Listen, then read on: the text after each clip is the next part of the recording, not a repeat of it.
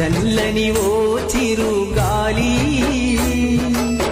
స్వామిని అడిగానని కబురు తెలుపవే కిలకిల ఓ చిలకమ్మా బాటలో ఉన్నానని మాట చెప్పవే స్వామియ శరణం స్వామి అయ్యప్ప శరణం స్వామియ శరణం స్వామి అయ్యప్ప శరణం చల్లని